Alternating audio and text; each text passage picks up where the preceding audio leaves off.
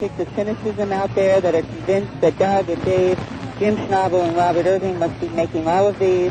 They are going to have to show Dr. Levengood and the scientists how they are actually changing the fundamental microfibril structure of seeds and wings.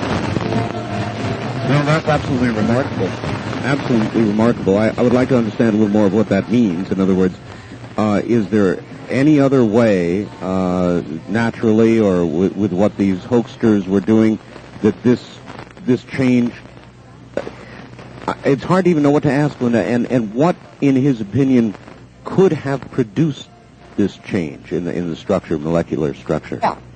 He did this experiment, devised it, because last year, actually going back 18 months ago, he had seen enough changes in the plants that included bending of nodes.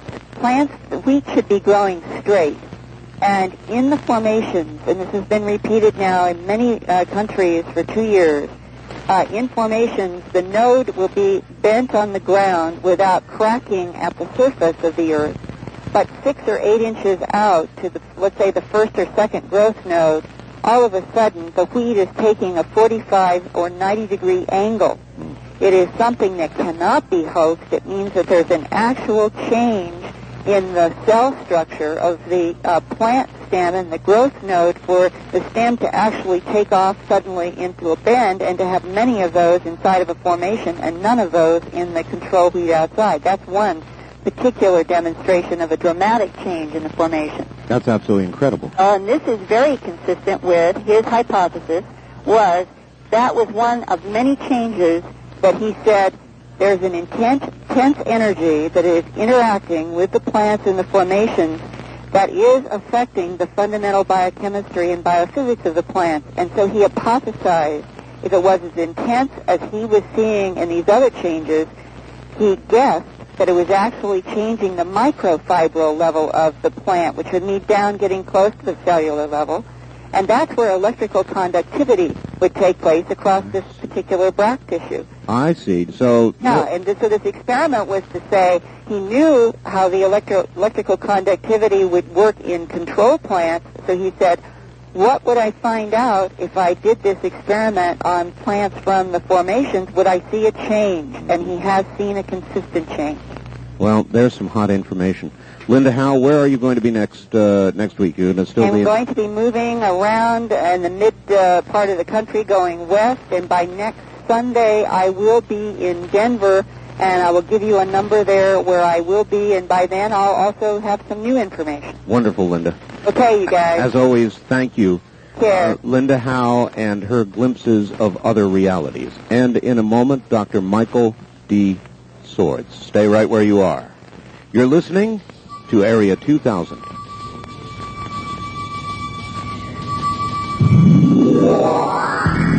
From Jackie Gone's Plaza downtown, this is KDWN Las Vegas.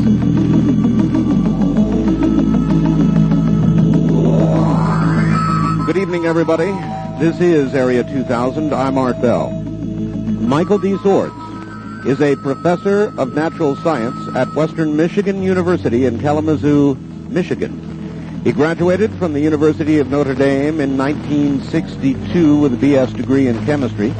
Also holds an M.S. degree from Iowa State University in biochemistry and a Ph.D. from Case Western Reserve University.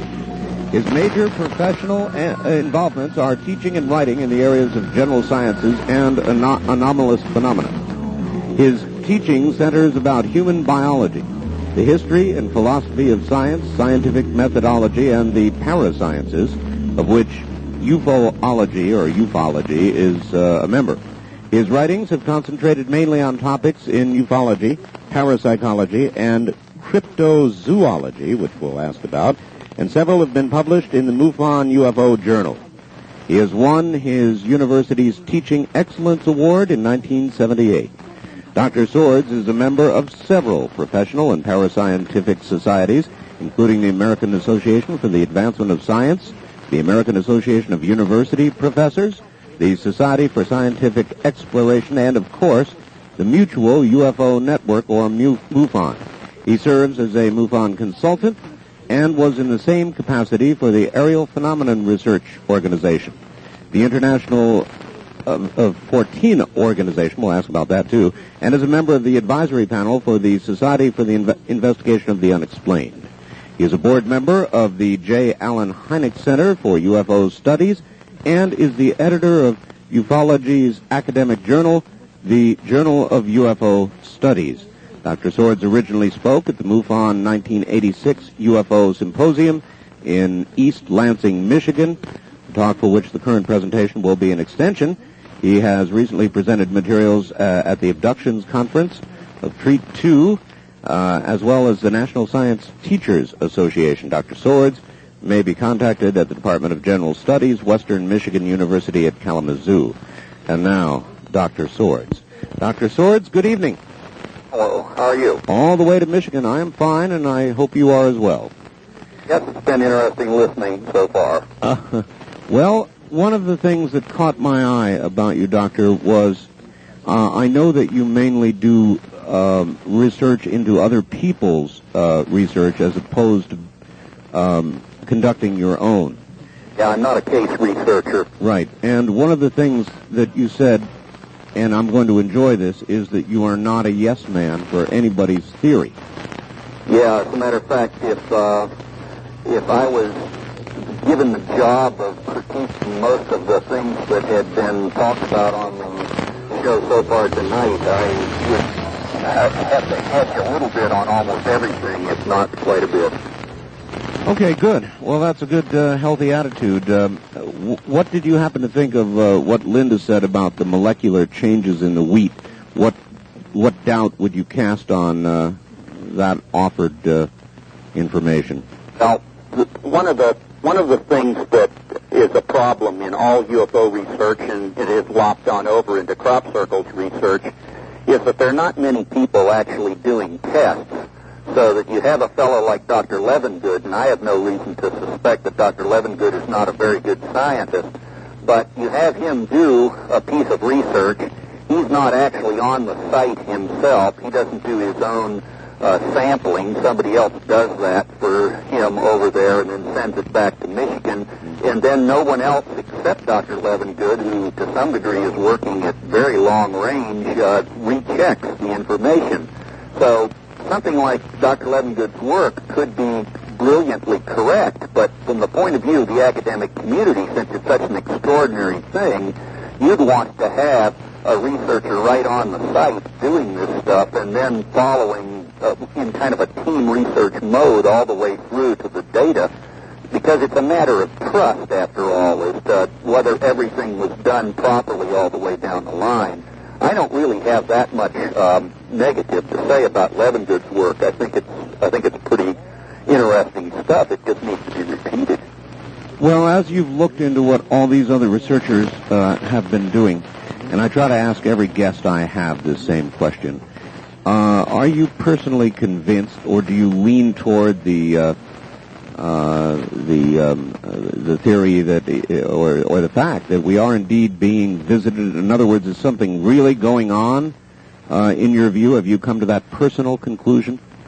I don't think there's any question that the UFO phenomena entails some very major mysteries which could very well be extraterrestrial produced. But the UFO phenomena at large, I think, is composed of mostly errors. And so when you, in other words, I don't think it's as robust a phenomena as people tend to want to make it, who kind of want to keep the excitement going in almost like a Saturday morning cartoon style. In the United States, the folks are impatient and we want a miracle on the street corner every second. I think that the UFO phenomenon has a lot of great cases in it that for which the most prominent hypothesis would be an extraterrestrial hypothesis. I think the abduction phenomena also has some great cases in it, but the vast majority of these things are very unconvincing, and a lot of the stuff that has accreted to the UFO phenomena is, I think, erroneously stuck in there. Well, I'm wondering, as you look at the various researchers' work, for example, abductions you mentioned, how do you sift through, or what methodology do you use for trying to determine what has some credibility and conversely what does not? Well, the abductions thing is a very difficult thing to understand. You have two kinds of researchers, basically. You have researchers who become very personally involved with their clients, and God bless them for that, because these people are hurting. But at the same time that they do that, they don't really gain any information that you could count on as being objectively gained in some way. In other words, they're more like client counselors than they are researchers. And you have other individuals who proceed according to sort of old-fashioned UFO research that go to the trouble of checking the people's backgrounds out and talking to other people who know them, trying to get some feeling for the observer credibility. So the first thing I do is I look at the research methodology of the person who is of the researcher who's making the claims. And when a researcher who seems to be very thorough and also has done a good job of checking observer credibility comes out with a statement that these are the various facts, at least as presented by the reporter, then I say, well, now that's probably a true anomaly, especially when it matches up with what other researchers are reporting. But for the people who... well, all right, how much of that do you find versus the other? I find, unfortunately nowadays, I find rather small amounts of true old-time UFO research on abduction cases. Almost everybody wants to have sympathy and rapport for very good reasons with the people who have come to them, and they can't bring themselves to really do the in-depth character background checks so that you could really say that you knew whether this was a true case or a wannabe case or a case that's asking something else. So then probably the best way to determine is to look into the alleged victim's background, and if their background is solid, then you would lean toward concluding their story, maybe. Yes, I would at least lean towards concluding that they absolutely believe what they're saying to be true. If then the pattern in what they're saying seems to match other things that they would have no good reason for knowing and matching, then I would say this is very likely a good case. Doctor, how much regard do you have for regressive hypnosis in these cases?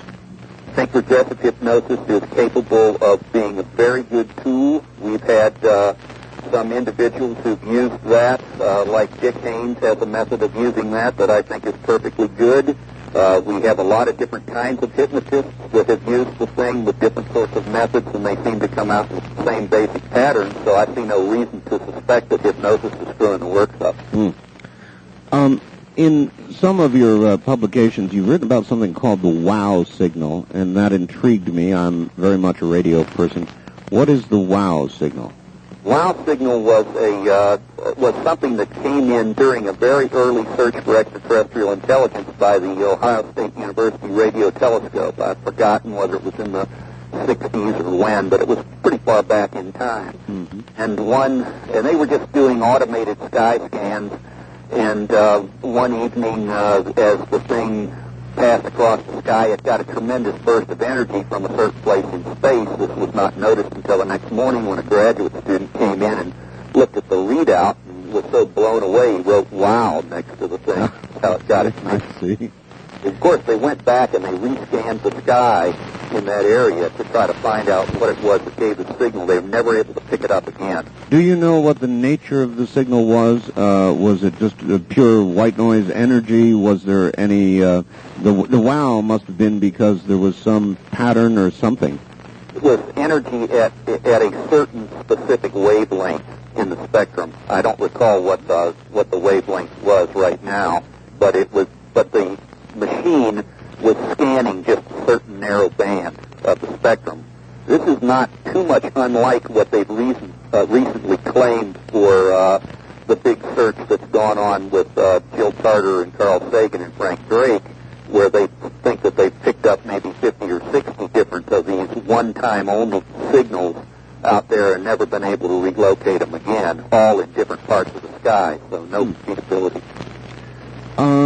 And again, with the current search going on, which they've renamed, I can't recall the new name for it, but I think it's funded to the tune of about $100 million. The report from those folks so far would be basically negative or nothing that would earn a wow.